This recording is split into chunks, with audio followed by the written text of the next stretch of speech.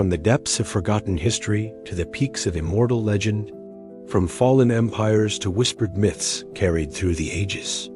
History teaches us who we are and where we come from, but history has shadows. And in those shadows, legends are forged. Heroes rise, kingdoms burn, truth fades, but stories endure. This is Nights of Legends, where myth, history, and legend never die. Subscribe and rise as Legendborn. Welcome back. Today, we journey into the hidden cloud forests of Vilcabamba to uncover the lost emperors of the Incan resistance. The ghosts of the Incan are finally speaking from the clouds. This is the untold story of the lost emperors who guarded the final secrets of a dying world. Located in what is now the Cusco region of southern Peru, Vilcabamba stood beyond a chain of steep ridges and river valleys that made large-scale invasion extremely difficult. Vilcabamba was not merely a refuge in the jungle. It functioned as a structured state in exile. Local governors administered surrounding communities.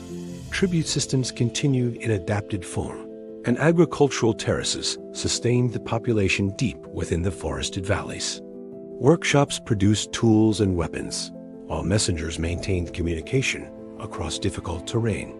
Even in isolation, the Neo-Inca realm preserved the administrative backbone of a true empire. While the world believed the Incas had fallen, the last solar monarchs were waging a desperate guerrilla war against steel, fire, and smallpox. Before the Spanish ever set foot in the Andes, the Inca Empire was already tearing itself apart in a brutal civil war between Atahualpa and Huáscar. The conflict, fought over succession to the throne, drained the empire's armies and fractured its political unity.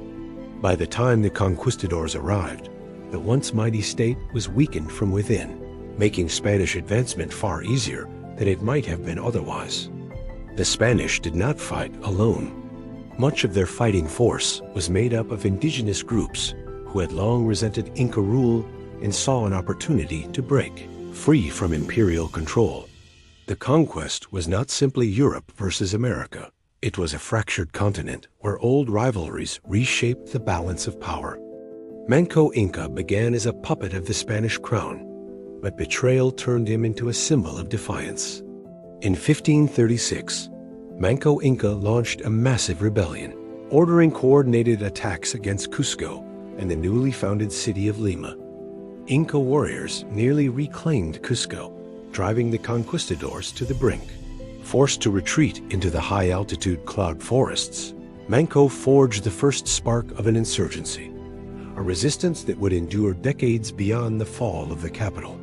Hidden deep within the rugged jungle, Vilcabamba became a Neo-Inca state.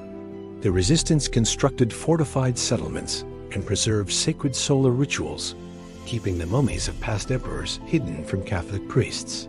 Ingeniously, the Inca adapted captured Spanish horses and gunpowder to their advantage, blending technologies in a shadow war against their invaders. Manco's sons, including Sayri Tupac and Tichu Cusi carried the fight forward. Sayri Tupac initially sought a diplomatic solution, while Tichu Cusi continued the armed struggle with hit-and-run tactics along Andean mountain passes, terrorizing Spanish supply lines. Yet disease struck harder than steel. Smallpox decimated the hidden population, leaving the resistance vulnerable. Betrayals within the royal bloodline and covert Spanish assassinations weakened the monarchy from within, adding layers of tragedy to the defiance.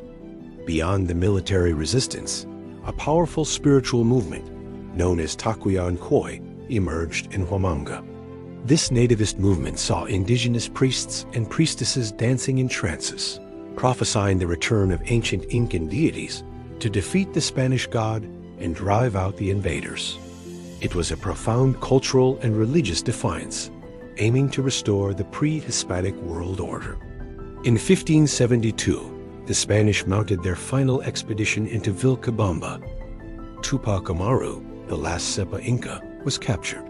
The golden punchao, containing the hearts of past emperors, was destroyed, a symbolic annihilation of centuries of Inca sovereignty. Tupac Amaru's public execution in Cusco marked the official end of the Incan political identity, but not its spiritual echo. Though Vilcabamba fell, the legacy of the lost emperors endured. Quechua culture survived in the high Andes, and modern archaeology continues to uncover the scale of the resistance.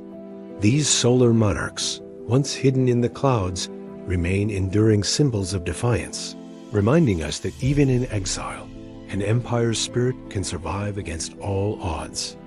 Vilcabamba was destroyed in 1572, but the Inca world did not vanish with its last king. The empire fell, but its people never disappeared.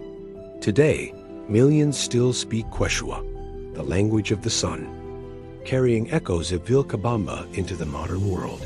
Across the Andes, communities preserve ceremonies, memory, and identity shaped long before the conquistadors arrived. The name Tupac Amaru did not fade into silence. Centuries later, Tupac Amaru too would rise in rebellion, invoking the legacy of the last Sapa Inca as a symbol of resistance. What was meant to end in Cusco returned as an idea that refused to die. Their traditions endure. The empire is gone, yet its shadow remains written across the mountains, where the sun still rises over the Andes as it did in the age of the Solar Kings. Thank you for watching.